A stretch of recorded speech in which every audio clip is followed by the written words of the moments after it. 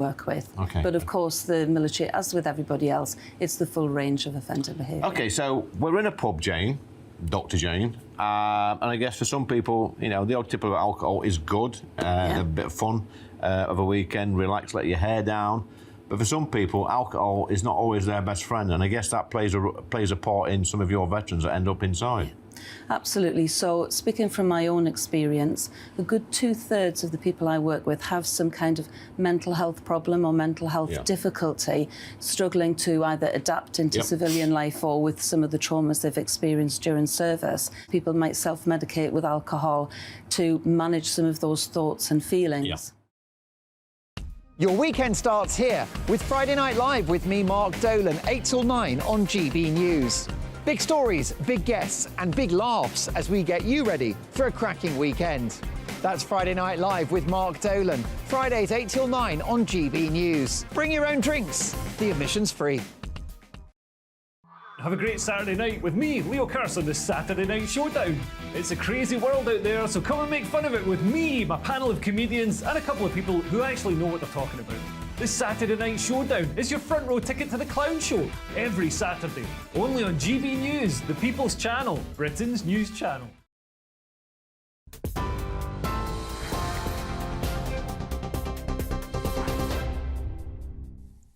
You're watching and listening to GB News. I'm Sam Francis. The headlines just after 11 o'clock. The mother of jailed Putin critic Alexei Navalny has said she's not been allowed to see or retrieve his body from the Arctic jail where he died. Navalny's team say his death was an orchestrated murder ordered by Vladimir Putin. They accuse the Russian authorities of purposefully withholding his body so they can cover their tracks, they say. Following Navalny's death, hundreds of people across Russia have been detained and barred from leaving flowers at various memorial events. Footage from Moscow here shows people being led away by officers and being forced into police vans. It comes as President Putin is facing increasing condemnation from international leaders, including those in the US, the EU and the UK. The Kremlin, though, says the West's reaction is unacceptable. They've described it as absolutely rabid. The Ukrainian president is among those who've laid blame on the Russian leader. He's called Putin a thug, who he says must be stopped.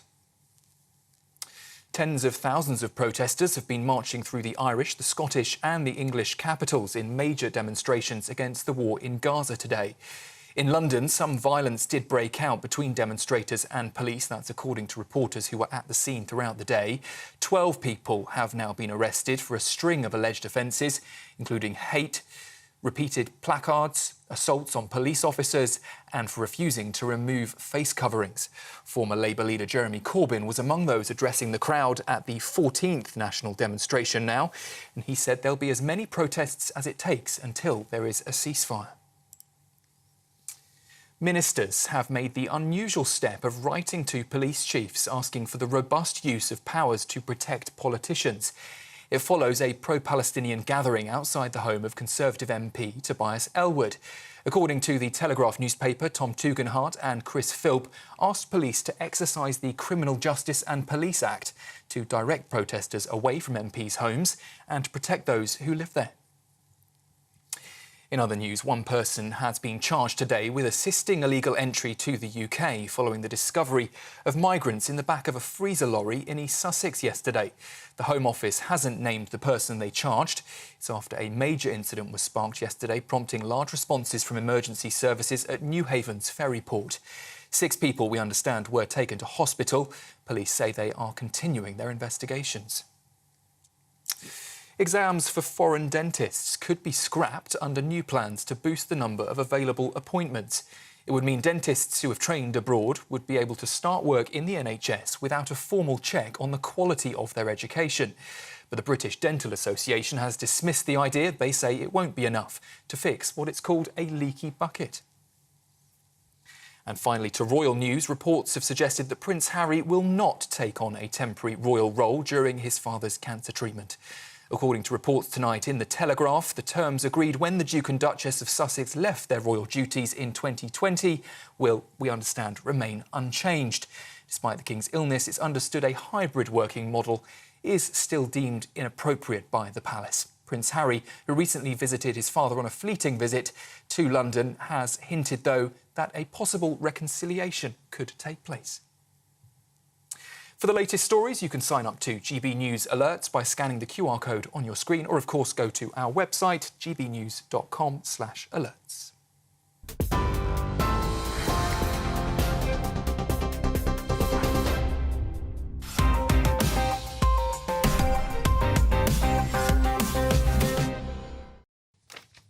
Hello and welcome to Headliners, your first look at Sunday's newspapers. I'm Cressida Wetton, and on my comedian panel tonight, the man who was recently flown out to the Caribbean to play a sleazy American crook, Josh Howie, and the man he based the role on, Lewis Schaefer. How are you both? I'm very well, y'all. How are y'all doing? That's my Lewis Schaefer accent. Yeah. No, it goes like that. No. Women are horrible. Women are whore. A bull. Thank you. Excellent. No, I wouldn't say that. Well, I'm glad we had that chat. Right, let's have a look at Sunday's front pages. The Daily Mail are going with eco-zealots in plot to occupy homes of MPs. The Observer has Ukraine pleads for more arms as Russia seizes frontline city. The Sunday Times, FSB's Navalny jail visit days before death. The Sunday Mirror, no way back for Harry.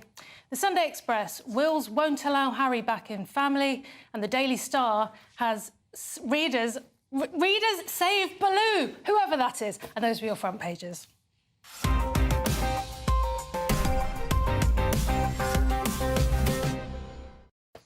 Right, we're going to have a look at the front pages. So what have the Sunday Mail gone with, Josh? Eco-zealots in plot to occupy homes of MPs. And this is Just Stop Oil's new plan to basically invade, as it says here, the houses, the offices of various different MPs and interrupt their speeches. And that ain't a good look. It's not a good look. Isn't this the MPs who are presumably not stopping oil that they would like? They're actually going to target Labour MPs. So I'm imagining there are a few presenters on this channel who are actually just going to be suddenly big Just Stop Oil supporters. Right. But in all seriousness, we've had 2 MPs murdered by political ideologues in recent years. We've had an MP, Mike Freer, who's quitting because of suspected arson for his office.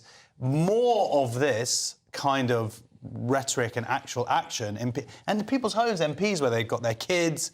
And we saw just this week 100 protesters outside Tobias Ellwood's house. Well, this is, if it's a trend, it's a very bad trend, and it needs to be literally stomped on by the police.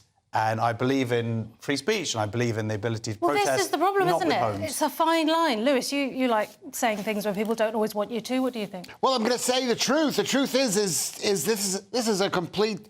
This is not even a story. Why don't we ask ourselves, where does the information come from that goes in these newspapers? An investigative reporter. Yeah, an investigative reporter. Yeah. He's on the phone with some of them Just Stop Oil. I know these people. They're vegans. They're loonies.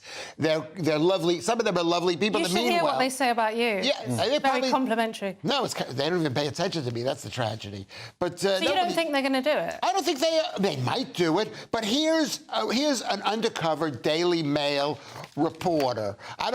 You don't want to judge what a Daily Mail reporter is like, but he's on the phone with these. I believe it was he attended Zoom meetings and they were discussing their new policy. Yeah. And this was going to be their new strategy now. No, there's what he's done some work, Lewis. He's read up. Yeah, sorry. Before he's turned up. He did. No, what it said here was that it says one activist was told the undercover reporter. The next phase is told the. Thank you for just making your point there. I don't know it is. I don't believe it. Oh, OK, so you just read out the direct quote, but you don't believe the direct quote. No, it's some loony guy trying to brag to this new person who's the undercover reporter of what we're doing. Look what I'm going to do. Aren't I great? We're going to do this and we're going to do that, and we want to bring you along. Well, you say that. I wouldn't put it past them. I mean, they are known for doing crazy stuff, aren't they? They love a bit of chaos, much like... Yeah. So you should join them, Lewis. OK, let's move on to The Observer, Lewis. Yeah, this is good news. Yeah, it's good news. Which story are you reading? I'm reading Ukraine pleads for more arms as Russia seizes frontline city. Oh, my God. It's good news. It's good news because... Good news for who? Well, you could make a case that it's good news for the Ukraine because Zelensky, or the military leader, said, I decided to withdraw withdraw units from the town of whatever. It sounds like the Jewish national anthem. Yeah, that's for you. No, it's good. It's good. Okay. The hope. The hope. It says, I decided to withdraw our units from the town in order to avoid encirclements and preserve the lives and health of servicemen. So he's making it seem like it's a victory. Good spin. He's making it He's seem not like... making it seem like it's a victory. He's saying it's a very bad thing. It's one of the biggest successes for Putin. Yeah. And Zelensky is saying, please get us some more weapons. Yeah, and the truth is that Russia is going to win this war because they're 3 times as large as the Ukraine, number one. And number two, Russia is still screwed. They're totally... They're completely surrounded by evil forces. NATO is moving into all Russia is surrounded by evil forces. Yes. I know exactly how they feel. So next up is the Sunday Times, Josh.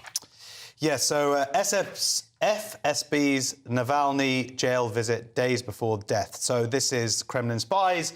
There's evidence that they went into the prison where he was and cameras were disconnected and whatnot. Now, they'll probably come out with a statement that they're big fans of the cathedral.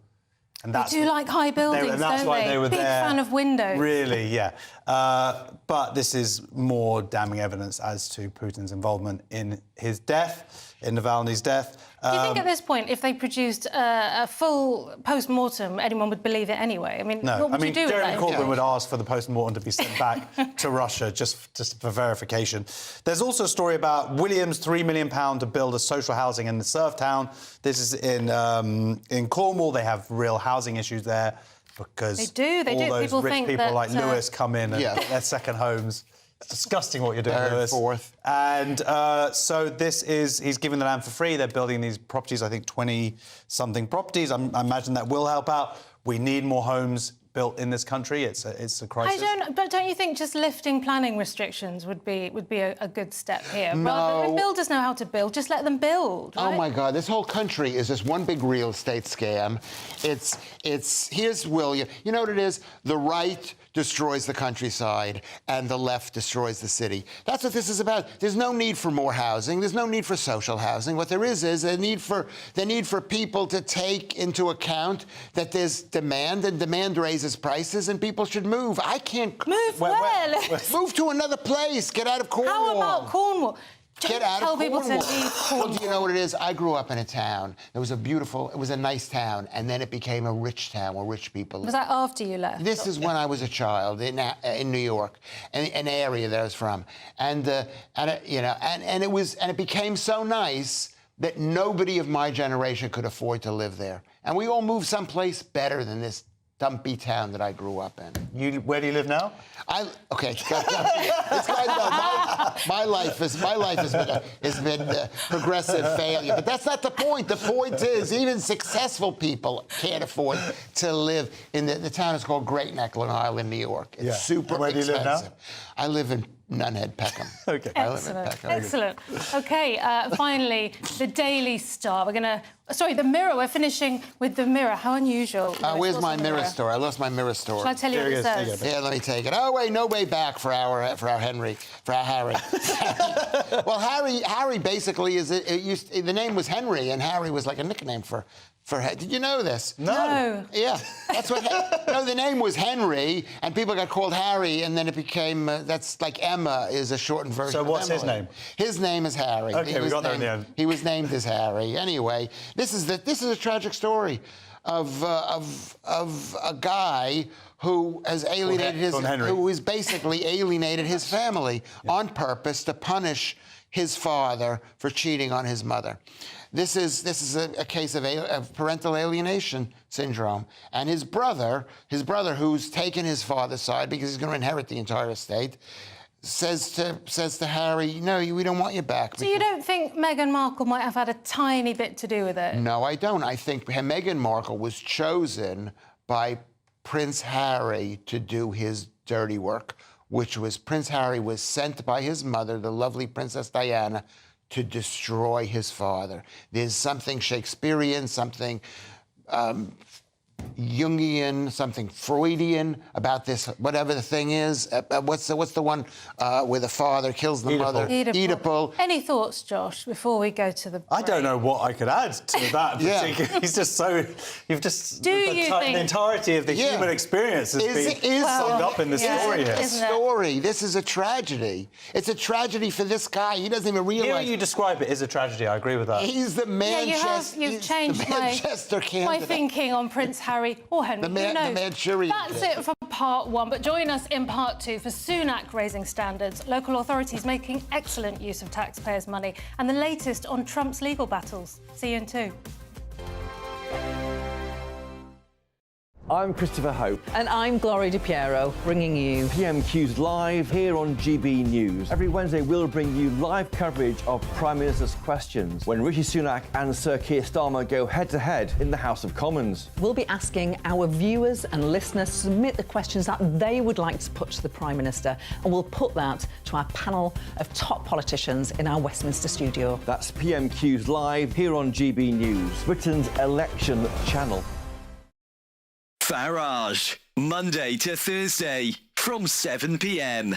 Lots of people have different ideas, but principally a conservative approach to getting growth is to reduce taxes so that people, ordinary people and businesses can spend more of their own money to invest and grow the economy. So the theory is that you cut taxes and that then pumps more money into the economy. Exactly right. Growth. And then people, it's not government that are creating wealth. It's individuals, businessmen, companies that create wealth. It's the private sector that creates wealth, that the public sector then taxes and spends. I get the theory, but one of the criticisms of you, sure, and I think one of the criticisms actually of all political parties, is they appear to be incapable of cutting government spending. That's the key. I mean, and I think when I look back, is that we should have had a credible plan to reduce the increase in spending. Now, that's often a difficult concept to explain. But it's in line with inflation, etc. That's all right. So when you're slowing the increase, it means, 1 year you spend £100 and the next year you spend maybe £101 as opposed to going up to £110. So the actual level isn't going down, but you're slowing the increase. And that's very much what I tried to do. And actually, looking back, the one thing I wish I'd done, was to present a credible spending plan at the same time as the tax cuts that we announced. You had a go, it didn't work out for whatever reason, and that analysis will go on for some years to come. We have Jeremy Hunt there as Chancellor now, hinting quite strongly now there won't be any tax cuts, but the truth of it is, under 14 years of Conservatives, for a variety of reasons, the tax burden has risen. That's right. To the highest since the Attlee government, way back in 80 years, 1951, whatever it is.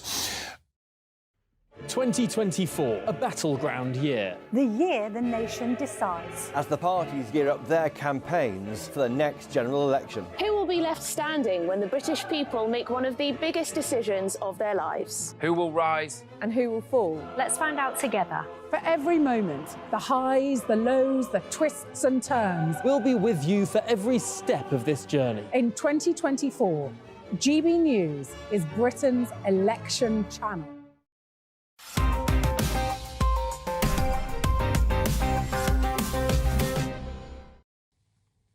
Welcome back to Headliners. I'm Cressida Wetton, still joined by Josh Howie and Lewis Schaefer. So kicking things off with The Observer, and I've just learned that you don't actually have to have a conviction for a sexual offence to become an MP, Josh. Yeah, this is mental. Sunak urged to block anyone convicted of sexual offences from standing as an MP. So there is no law. There is actually law that was introduced about 2 years ago for councillors, and but for MPs there is no law.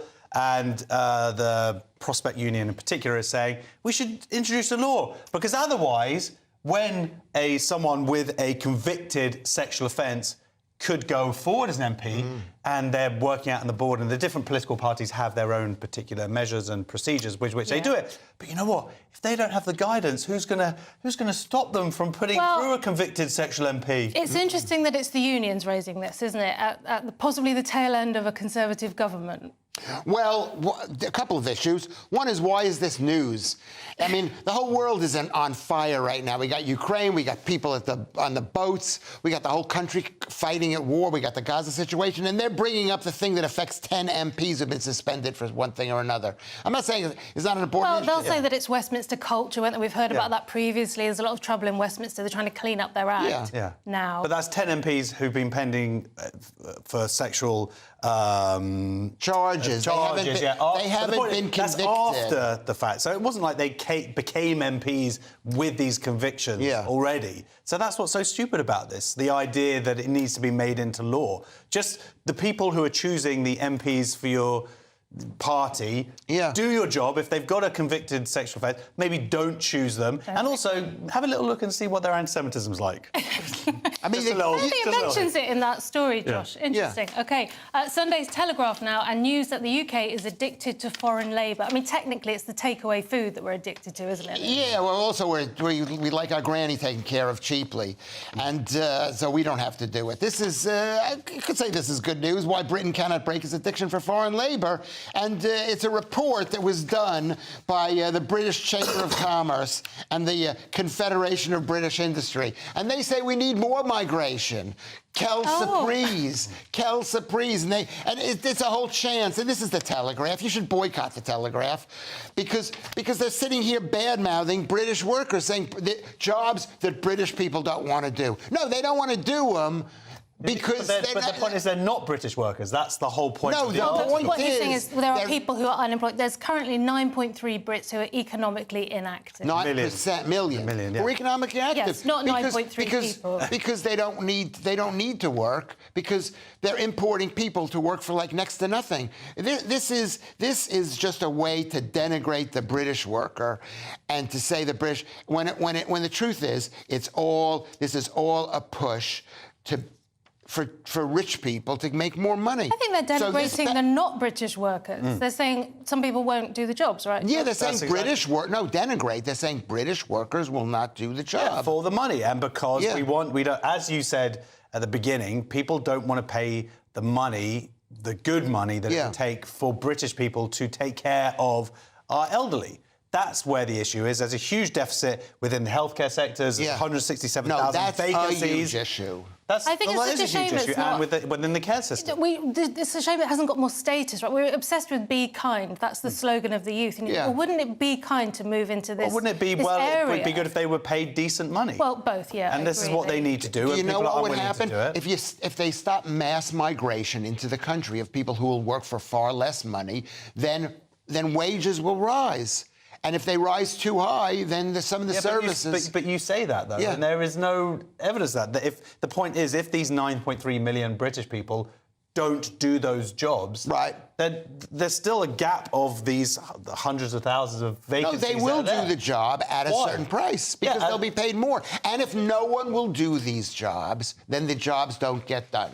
Well, they don't get done, so what? I'll remind you of that when you're going into a care home. Right, sticking with the Sunday Telegraph and a story about food. Now, I'm not really into cooking. Is queering something to do with making kimchi, Josh?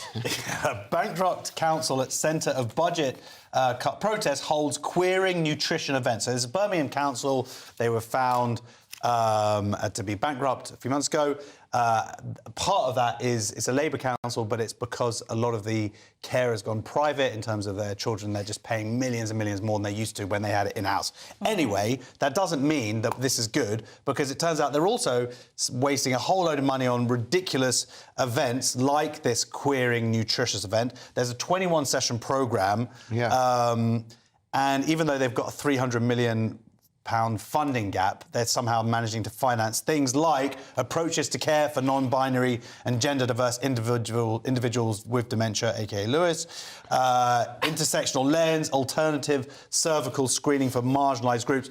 So this is arguably a massive waste of money, and it does show that there is still an issue as council services have been cut to the bones, libraries, bin collection, that they are still finding money for this What do you mean ridiculous still? stuff. You know what, Josh? It's not still. They just basically declared bankruptcy like last week. It takes a while before you control your spending, before you realize, It wasn't last week, it was months ago. Months ago, but it wasn't that long ago. How long do you think is appropriate then to stop hiring these types of roles? You're a woman, so you're used to spending money like a crazy person.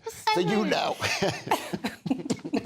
That was a joke. That was a joke, because I'm the one who's used to spending money. Yeah, it's like you lose your job. You don't suddenly say, well, this minute I'm going to stop spending money. Just recently, That's exactly what I would do. they're recruiting for £31,000 for someone to address health inequalities in communities, including LGBTQ plus communities or whatever. I mean, this is just unnecessary stuff. Everybody needs to have health equality. You know what it is, Josh? You hysterically and historically love spending money. Okay, comedians. In his TK Maxx jacket. Comedians having an irreverent look at the news. The Mail on Sunday now, Lewis, and we all know that Esther Ranson's got a heart of gold, but is it in the right place? Is it in the right place? Well, I don't know who she is, because I just moved to the country recently, but she's like head of Chuck. I guess she was an actress or something. Was she an actress? TV presenter. She was behind Childline. She was like the nation's child carer. She yes, cares about very caring lady. I have 2 children. That's why I don't care as much as I used to. But the big news is that there's a WhatsApp group which is saying we should take smartphones away from children. And Esther Ranson says, from Childline, says kids contact Childline with problems 75% of the time through the phone, so you can't take away their phone. But I think every parent wants their kids' phone taken away. I personally want everybody else's phone taken away. Everybody I'm ever with, I want their phone taken away. Sometimes when you text me, Lewis, I want to do that too. Josh, thoughts? You're a parent. I am a parent. My elder children have phones when they go to secondary school, and the idea is that we can communicate with them also, so they can text me and say, pick me up here, or put money in my card, whatever.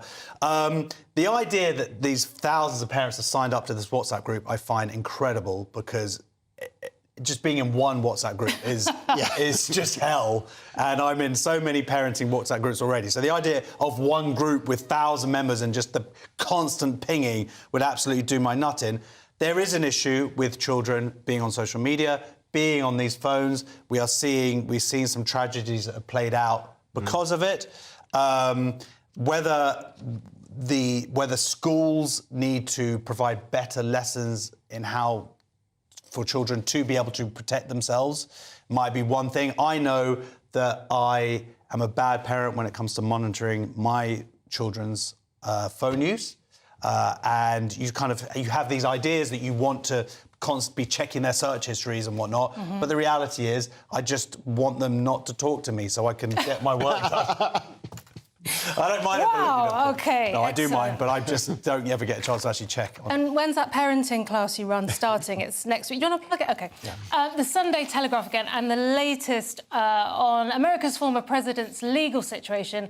It sounds like a judge is threatening to grab Trump by the tower, Josh. Oui. Trump's flagship tower could be seized if he doesn't pay fines. So this is the former president. He was found liable for fraud and issued a $355 million fine on Friday. If he doesn't pay it, they're going to start seizing his physical assets. He'll be so grateful. So now there are a lot of people out there who are saying, and there might even be some validity to it, that different, governments, judges are coming after him because of his former presidency, and it is a witch hunt, whatnot. There is also an argument that he has committed a crime. In this case, fraud. Regardless of his history in terms of political history, he's now been convicted of committing fraud, of overinflating worth to get loans. It's a fraud. The question is, in this story, is a fraud of whom? He basically said certain properties that fraud is fraud. No, it isn't fraud. You have to have a victim. He basically... so no fraud. No victim. No, it has been no fraud. This has happened in New York. This is like Navalny in Russia, what they're trying to do with Trump. This is how... No, it's not. In Russia, they poison you, and in some Arctic thing. Here, they're trying to make the guy broke. That's what they're doing. Did you see somebody today set up a GoFundMe for Trump? Yeah. I mean, that's he's been hysterical, receiving right? millions. Every time this happens, he gets more and more. He has the assets. I thought maybe he had a rubbish Edinburgh show that nobody wanted him to make for a minute, like a GoFundMe for Trump, and there wasn't a lot in it either. Because Trump is still going to need millions of dollars. That's the country currency there to run. You're totally wrong about this case. This is a complete attack on Donald Trump, which will make him what stronger. I'm saying is it an attack on him based in validity? Yes, Like, he has committed fraud. No, well, he's been found guilty. There is evidence. from He's Lewis committed Schaefer. crimes. It's one New York judge. Those people. I'm from New York. I know, and I hated Donald Trump for decades. Okay, they hate Donald Trump. Well, As always, you should hear what he says about you. OK, that's part 2 done. Time for a break. But join us in part 3 for another nail in the coffin for the Rwanda bill, more bad news for the poor old Church of England, and a victory for lesbian dating. Don't go anywhere. 2024, a battleground year. The year the nation decides. As the parties gear up their campaigns for the next general election. Who will be left standing when the British people make one of the biggest decisions of their lives? Who will rise? And who will fall? Let's find out together. For every moment, the highs, the lows, the twists and turns. We'll be with you for every step of this journey. In 2024, GB News is Britain's election channel. Good afternoon, Britain. Weekdays from midday. Francis, Just Stop Oil have in the past broken the law. I remember distinctly the Dartford crossing. That ended up with 2 jailed, I believe, if I remember correctly. Is it ever justified in your view?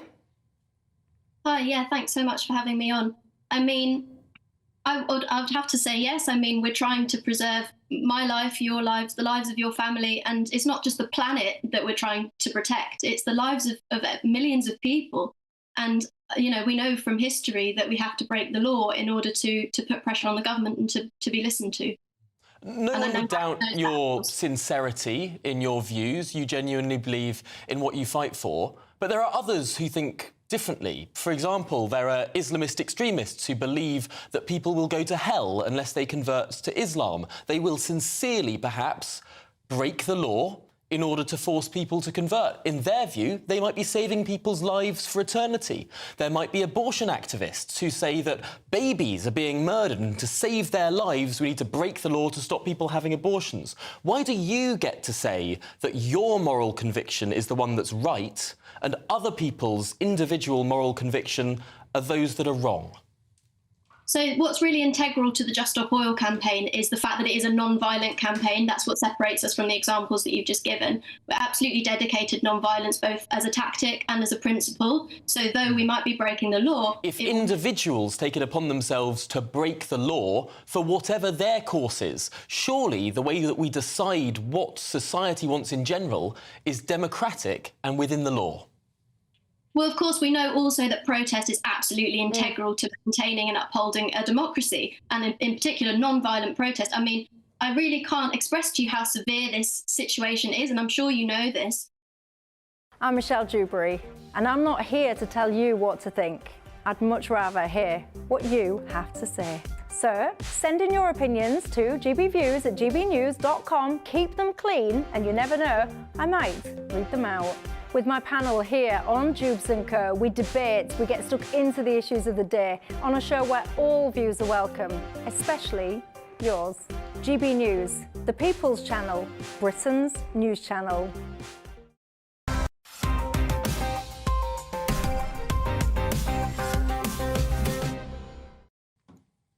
Welcome back to Headliners. Starting this section with The Observer, and a Congolese football player has been returned to his birthplace for causing political controversy. Does this mean we can send Gary Lineker back to Leicester now, Lewis? Well, this is one of the most complicated stories I've ever read. And I'm going to try to... I'm just surprised you read a story. I've read the story, and I'm thinking, what the hell's going on here? Basically, Rwanda, which is a country in Africa, they kicked out a Congo... Whoa, go back. OK, cool. It's a country in Africa. You sometimes have to explain it simply for our audience. You know, it's 11 o'clock at night, too. They kicked out a Congolese football player for making a motion like he was shooting someone with a gun, which was in reference to a war that was taking place in the Congo, that Rwanda had been sending aid to one side but not that guy's side. Right. And was really upset that this guy's side, the guy with the gun, was in the country. So they kicked him out of the country. And because Rwanda's trying to help the Tutsis, which is one of the two groups in Rwanda, who were in the Congo.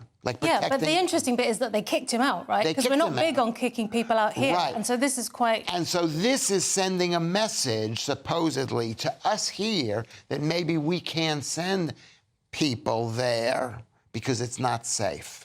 Wow, I can't believe it. I mean, you actually explain the story succinctly and truthfully. This is incredible. I'm so happy I witnessed it. Yeah. Josh, thoughts? I mean, what does this say about Rwanda? Well, exactly. That's the point. And people are going to be using, people who are against the Rwanda scheme are going to be using this and pointing to it and going, well, they're kicking out their own football players to other countries, to unsafe countries. Rwanda has been backing the M23 militia. They've been the result of like 6 million people have been killed in the Congo. I don't see anyone marching for those people, but right. Of course, the hypocrites that they are. And but yes, this is obviously not a good indicator as to the freedoms of Rwanda and the fact that if we send our asylum seekers to Rwanda, that they will not be returned to their country. Yeah. And to be possibly even helped. though they aren't the people... Because it's a bit like if you live near knife crime, but you think, oh, I'm not a teenager, it won't happen to me. It's like they're sort of separate issues, aren't they? You could argue if you didn't want to hold back there Rwanda. There is a conflation there, and there's a you know, this shows sort of intent. Could you just explain that the M23 militia doesn't affect Crawley, and that nobody lives down there in I think it's East Sussex. Need to worry. Proper joke. Back to the Sunday Telegraph, and the Church of England is struggling to get bums on seats. Is this because everyone's watching Britain's fastest-growing news channel instead now, Josh? Oh, wow. Well, I don't know. Do you think there's a crossover audience? Well, they're losing viewers. We're gaining some. I don't know. That's true. OK. I didn't realise we were gaining it from the church. I thought we were gaining it from BBC and Sky, but OK. We'll take anyone. We'll take... Clergy warn of doom spiral as church attendance drops off at record rate. Since 2019, figures of attendance are down 20%. That's obviously an issue for church. There's a chicken and the egg situation here, a little Easter reference there, that they've been closing a lot of parishes. So one of their parishes, priests, holy people, has said, this is why figures are down, because you've been closing a bunch of our churches. But they've got the money. The church is obviously very rich, but they're not seemingly spending it. That they're not broke. And I don't know if it's about really money, if this is part of a wider trend. I'm sure there are a bunch of different reasons why less people may be going to church. If it's an older demographic, if it's some people might see there as a certain sort of filtering out a diffusion of the Church of England's beliefs, maybe becoming a bit broader. But they're doing that to try and keep people in, aren't they? Wouldn't you say whether it's for some people, it might have the opposite impact, where I know people have become Catholic because they want what they see as a more authentic religious experience. I'll say that my own church, my synagogue, today was besieged by Islamists and cranks in London, which was... Sounds relaxing. Yeah, exactly. Lots of police outside and stuff like that. Yeah. Don't know if normal people get that at their churches. I don't really know how to reverse this doom spiral. I don't know how to be the saviour of Christianity in this country. What do you think? I had you pegged for the answer. Lewis, thoughts? Thoughts is that on the good side of it is that these churches will someday become mosques and they'll be occupied. Clip it up. Excellent. OK, good. A story in The Observer now about the decline in veganism. Let me guess, Lewis. Good news! Well, that happens to be good news because veganism is a death cult and it's really unhealthy. And if you're feeding your kids a vegan diet, you are killing them. And you can make a Twitter story. You can Google me or Twitter me at Lewis Schaefer. because it's a death thing, but it says basically, we block... There's a restaurant called the Oak Tree in Leigh-on-Sea, which is out in Essex. I don't know exactly where it is, but they say business is down, but so they say business is down, and people are trolling them by saying bad things. It's not just Louis Schaefer saying bad. I think vegans are okay, right? They want to help the world, but it's a dangerous thing. So business is down. Why is business down? Is business down because they've gotten the truth out about veganism? Let's hope so. Well, that's interesting, isn't it? Years ago, I thought veganism was on the up, and I thought it was the future, and I just believed all that, and now it doesn't seem to be. Seems to be somewhat faddish. And as the argument goes here, certainly in cost of living crisis, meat in some cases can be actually cheaper. Yeah.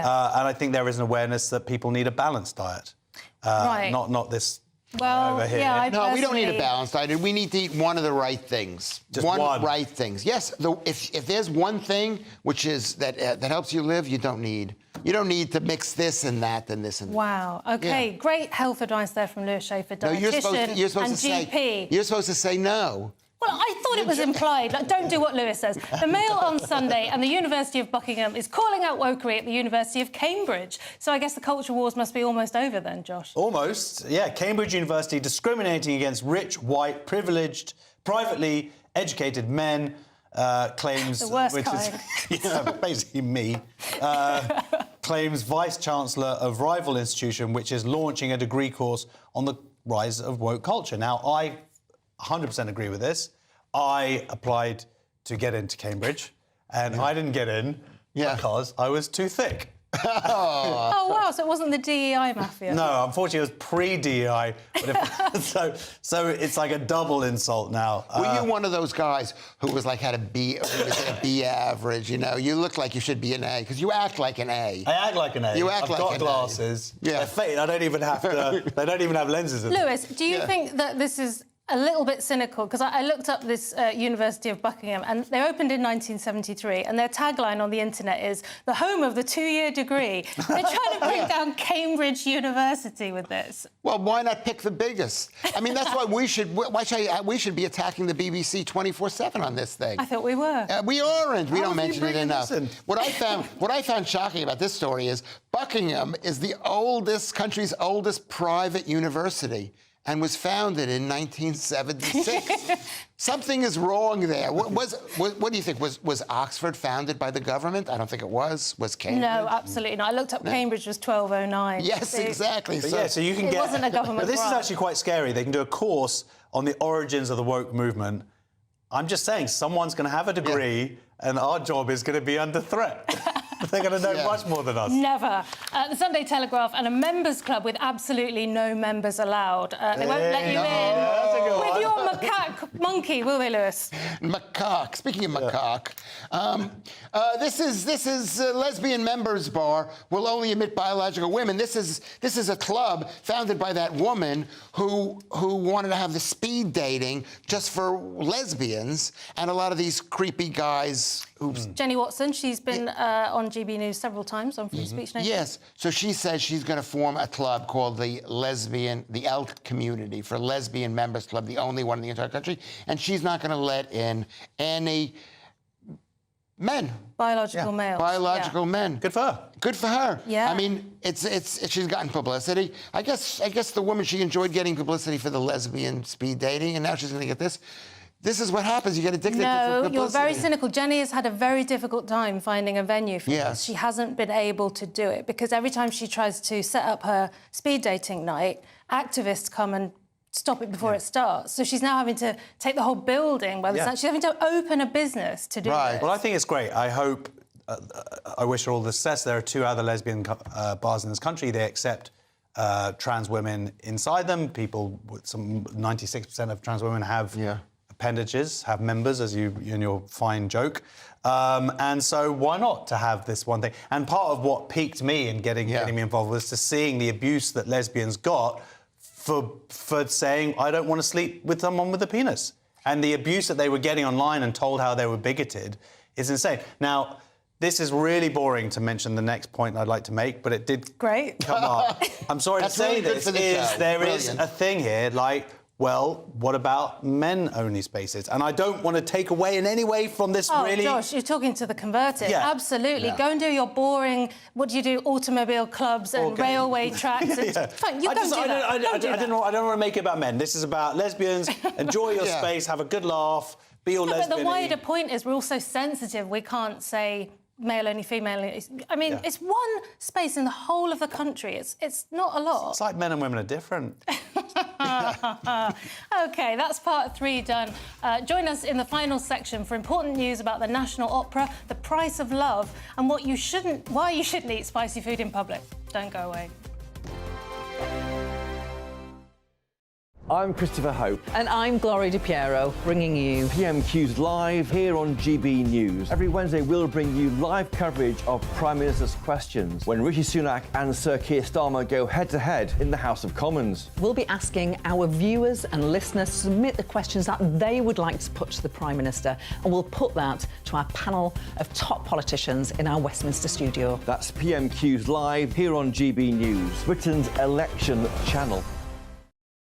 GB News Breakfast. Every day from 6 a.m. Look, you're a respected royal biographer, and there are so many people who are on the sort of royal gravy train, if you will, people who are making a career out of gossip and speculation. But yours very much built on confidence and sources and facts. And you don't offer an opinion that often inside your book. But when you do, I suppose, therefore, it carries a bit more weight. So when you say that the Sussexes are easily offended and, you know, effectively pretty prickly, what do you mean and what have you based that on? Well, on numerous... their riposte to any given situation in their books, in their TV interviews. And let's not forget, there have been a lot of TV interviews, 6-part Netflix drama, Spare. You see time and again that they feel that they feel resentful. They feel that, you know, something hasn't gone their way and that this is part of some sort of calculated campaign against them. And actually, I mean, when you've got a fast-moving story, I mean, for example, in my book, I go into those frantic hours after the death of the Queen, and everybody's trying to sort themselves out. And Harry writes in his book Spare how you know, no one will return his calls and he can't get through to anyone, and it's sort of it's just all a bit me. And actually, the whole kind of royal machine, if you like, is a team effort. And I just think it's very sad because, you know, Harry and Meghan, they had such potential. And now when we do tend to hear from them, on a royal matter, it's just to say how miserable they were being royal. And that was, you know, they were royal for whatever it was, 600-700 days. They're post-royal now for over Can you envisage a scenario where they're back in England and they're back in royal life? I can't envisage a situation where they're back, as it were, as part of the sort of royal working unit, but I could certainly see it becoming a kind of normal thing for them to keep. Big news, big debates, big opinion. Patrick Christie's Tonight is the week's biggest show. Every weekday, 9 to 11 p.m, we've got the inside track on the day's top stories. There'll be sharp takes you won't get anywhere else. We will set the news agenda, not just follow it, and I want to bring you along for the ride. Whatever it is, we'll have our finger on the pulse. It's news, but it's this close to entertainment. Patrick Christie's Tonight, 9 till 11 p.m, only on GB News, the People's Channel, Britain's news channel.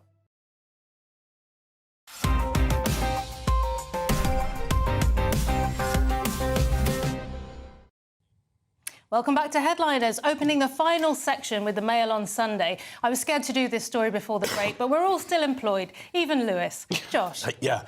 Singers at the English National Opera are sacked halfway through the performance of The Handmaid's Tale in a move branded cruel, wicked and thoughtless. And the incredible thing is they still finished their performance. Supposedly they did a really good job. But that is just... that is evil. So they've gone on stage and they've had some bad news. They got a little text where they're like, excuse me, sorry, stop the show. Wait a minute, you're fired. I'm out of here. Which is a bit like you guys looking at Twitter during the show. I don't know why. I don't look at Twitter during the show. I don't. He does. Why do you do that? No, I don't. No, I need negative feedback as well. This is also a non-story because the fact is, it was the last performance, and It was during the performance. No, they received notice that they weren't going to do any more performances. It's like if they tell us right now, I'm sorry, but you're not on the show tomorrow. Well, I wasn't scheduled for the show tomorrow. So that... Well, he's sort of right, but I think a lot of them are like, they're in-house people, so they go from show to show is the idea. No, these weren't that way. This is a 69p. It wasn't that way at all. It doesn't say what you're saying. And also, it does say that. It does say that. And also, they deserve to be sacked because it's a dystopian novel where women can't work. Imagine. Oh, Lewis, so progressive. You wouldn't call it a dystopian novel where men can't work. That's what we would call heaven. We're not allowed to work. The first half of your career. Yes. Right, moving on to The Independent now. You've and a spent too story much time with Josh. Food, about a food sign that people find even more upsetting than your raw meat extravaganzas on Twitter, Lewis. Yeah, this is Fury. I don't know whether this is an issue or not. Fury at NHS hospital sign banning samosas in the library. Did somebody put up a sign in a hospital, the York and Scarborough Teaching Hospital Foundation Trust Library, said don't bring your food in. Don't bring your samosas, pakoras, and filled chapatis.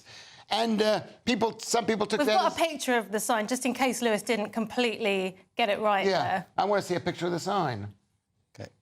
Here we go. Right, so what does it actually say? I can't remember. Hot drinks, please not bring, especially not disposals. Yeah. They are very smelly. You know what it is? It's the Indians' fault because that stuff is delicious. It's delicious. I can't be in an environment, especially me who's a low carb, and smell samosas, which are like my absolute one of my favorite savory foods. As the article says, you could say the same about salt and vinegar on fish and chips. Did they have to be specific? No, of course they didn't, and that's arguably what the problem is. And I think people are totally right to feel offended. It was wrong. Don't bring food into libraries. Brilliant. There's no need to mention a very specific cultural food, even though, of course, it's the most popular. But we don't know. We don't know if this person was. There was 16% of the staff are of I think it's Indian 20% or something like that. Whatever it is, that was still. And it's maybe still wrong. maybe it was one of the Indian people who was affected by this. I agree with you. It sounds a bit dodgy. And this hospital, I think, is home to York Cardiologist, who's a YouTube channel that I follow. A fantastic York Cardiology, if you want to go to a fantastic. And that they've been plugged. Brilliant. The Mail on Sunday again, and news of deeply held prejudice against Britain's truly most oppressed group. Josh. Yeah, we're too posh for Wetherspoons. How well-heeled locals in home counties town are furious that the budget boozer is opening on their high street. This is in Marlow in Buckinghamshire. There's outrage, supposedly. Essentially, they're a bunch of snobs. Wetherspoons is a fine pub. I've got one up in Muswell Hill. It's very nice, cheap food. Take the kids there. Muswell Hill. Muswell Hill. It's good enough for Muswell Hill. Yeah, exactly. They've got beautiful buildings. They focus on their toilets. That's why people don't like you, Josh. I'm in Peckham. Because I'm a man of the people, and you're living in Muswell. I'm living in a three-bedroom ex-council flat. Mine's a two-bedroom ex-council flat with.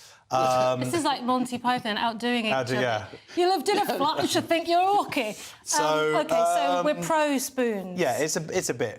There's no problem with Wetherspoons. It does what it does. It fills a certain gap in the market. Good for them. You know what? I love Wetherspoons. I've been Wetherspoons all over the place.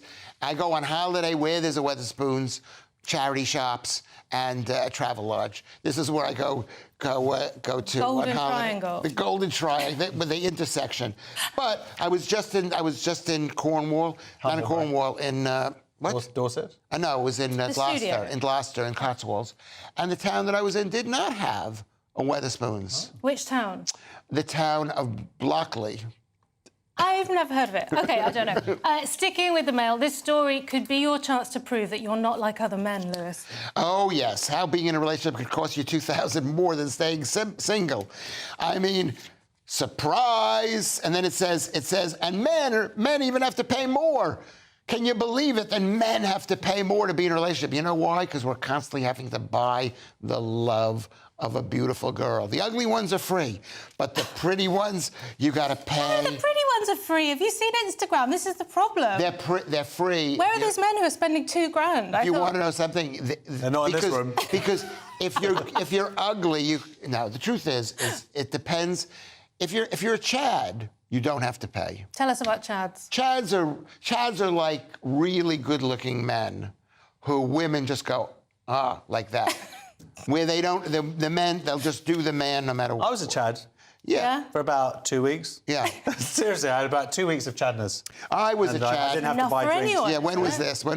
This was I was 25 years old. The acne went. I had contact lenses. I had hair. Right. I had a 2 week window. Of looking I was a Chad, looking good. And at the end of that 2 weeks, I met my wife. Genuinely. And it all ended happily ever after. Finally, the Daily Star with she won her money shocking back. news that you can still buy DVDs, Josh.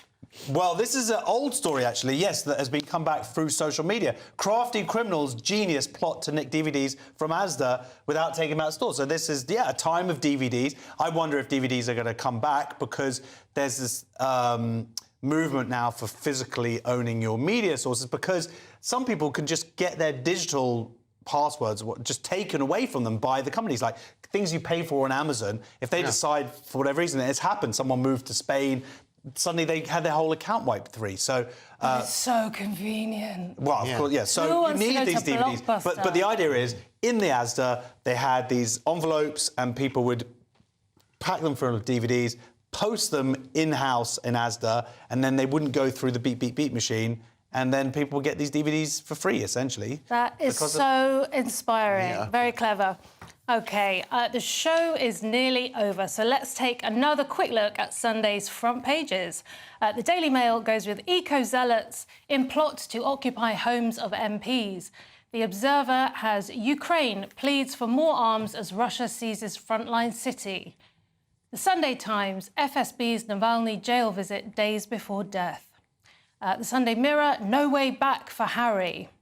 Sunday Express, wills won't allow Harry back in family. And finally, the Daily Star, readers save Baloo.